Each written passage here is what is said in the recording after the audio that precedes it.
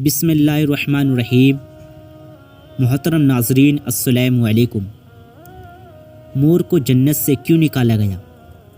مور جتنا اب خوبصورت ہے اس سے کئی زیادہ جنت میں خوبصورت تھا۔ مور کی خوبصورتی پہ سبھی پرندے فدا تھے، لیکن ان سب خوبیوں کے باوجود مور سے ایسی کون سی خطا ہو گئی تھی جس سے اللہ تبارک و تعالیٰ نے مور کو جنت سے نکال دیا۔ اللہ تبارک و تعالیٰ نے جب حضرت آدم علیہ السلام اور اماں حوا کو پیدا فرمایا، اس کے بعد ان کو جنت میں بھیج دیا۔ وہ دونوں جنت میں بہت ہی پرسکون رہتے تھے، بہت ہی لذیذہ میوے پھل کھایا کرتے تھے، لیکن ایک اناج جس کو کھانے سے اللہ پاک نے انہیں منع فرمایا، اور وہ اناج گندم تھا۔ چونکہ شیطان حضرت آدم علیہ السلام کی وجہ سے ہی جنت سے نکالا جا چکا تھا، اسی وجہ سے شیطان کی حضرت آدم علیہ السلام سے دشمنی ہو گئی تھی۔ شیطان یہ چاہتا تھا کہ وہ کسی بھی طرح حضرت آدم علیہ السلام کو جنت سے نکال دے، اور ساتھ میں اماں حوا کو بھی جنت سے نکال دے۔ جب شیطان کو یہ خبر ہوئی کہ حضرت آدم علیہ السلام کو تمام میوے کھانے کی اجازت ہے لیکن گندم کھانے کی اجازت نہیں ہے، تو شیطان انتقام کی آگ دل میں لیے جنت کے دروازے کے پاس بیٹھ گیا، اور 300 سال تک وہاں پر بیٹھا رہا کہ کوئی جنت کے دروازے پر باہر آئے اور شیطان اس سے بات کر سکے۔ ایک دن اچانک سے مور جنت سے باہر آ گیا۔ شیطان اس کو دیکھتے ہی بہت خوش ہو گیا۔ شیطان نے پوچھا، اے خوبصورت پرندے تم کون ہو؟ مور بولا، میں مور ہوں، اب تم اپنا تعارف کراؤ۔ شیطان نے جواب دیا کہ میں عالم قربیہ کا ایک فرشتہ ہوں، میں اللہ پاک کی عبادت سے ایک پل بھی غافل نہیں ہوں، میں چاہتا ہوں کہ میں جنت میں جاؤں، وہاں کی نعمتوں کا اپنی آنکھوں سے مشاہدہ کروں۔ شیطان مور سے کہنے لگا کہ تم مجھے جنت کے اندر لے جاؤ، میں تمہیں 3 ایسی باتیں بتاؤں گا جس سے تمہیں ابدی زندگی حاصل ہو جائے گی، تمہیں بڑھاپا اور بیماری نہیں آئے گی، تم ہمیشہ جنت میں ہی رہو گے۔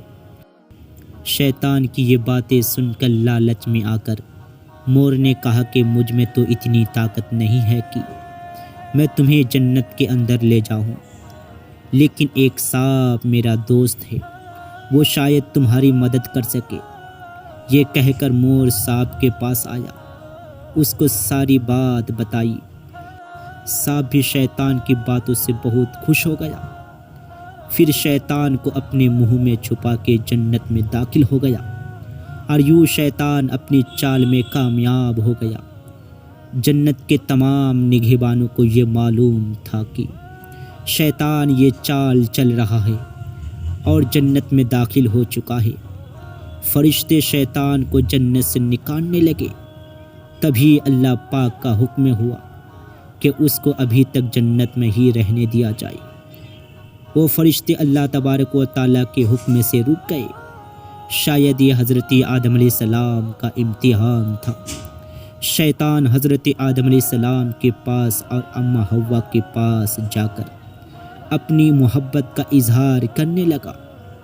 وہ دونوں ہی شیطان کو پہچان نہ سکے، کیونکہ ماضی کے مقابلے میں شیطان کی شکل تبدیل ہو چکی تھی۔ شیطان کہنے لگا کہ میں چاہتا ہوں کہ آپ دونوں ہمیشہ جنت میں اسی طرح زندگی گزاریں، ہمیشہ خوش رہے۔ حضرت آدم علیہ السلام اس کی بات بہت غور سے سننے لگے۔ شیطان نے کہا، اگر آپ میری بات مان جائے تو آپ کو جنت کی اور بھی تمام سہولتیں ملے گی۔ حضرت آدم علیہ السلام شیطان کے بہکاوے میں آ کر کہنے لگے کہ یہ کس طرح ممکن ہے؟ شیطان کہنے لگا، ایک گندم کا دانہ اگر آپ دونوں چکھ لیں تو آپ کو ابدی حیا حاصل ہو جائے گی اور آپ جنت میں ہی رہو گے۔ یہ بات سن کر حضرت آدم علیہ السلام کے دل میں رجحان پیدا ہوا، لیکن ان کے دل میں اللہ کے نافرمانی کا خوف غالب آ گیا۔ جبکہ اماں حوا شیطان کی باتوں میں آ گئی جس پر اماں حوا نے حضرت آدم علیہ السلام کو راضی کر لیا۔ پھر اس کے بعد ان دونوں نے اس گندم کے دانے کو چکھ لیا۔ جیسے ہی گندم کا دانہ ان کے اندر آ گیا تو دونوں کے سترے واضح ہو گئے، جس کے بعد دونوں اپنے اپنے سترے چھپانے لگے اور خوف خدا سے کانپنے لگے۔ اسی دوران اللہ تبارک و تعالیٰ نے فرشتوں کو یہ حکم دیا کہ حضرت آدم علیہ السلام اور اماں حوا دونوں کو زمین میں اتار دو۔ حضرت آدم علیہ السلام کو سری لنکا کے قریب نیچے زمین پہ بھیج دیا، جبکہ اماں حوا کو جدا کی سرزمین پر اتار دیا گیا۔ جن خوبصورت پیروں سے چل کر مور شیطان کو جنت کے اندر لے کر آیا تھا، وہی خوبصورت پاؤں اللہ پاک نے مور سے لے لیے۔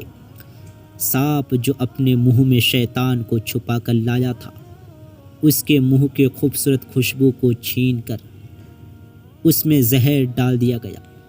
پھر مور کے ساتھ ساتھ سانپ کو بھی جنت سے نکال دیا گیا۔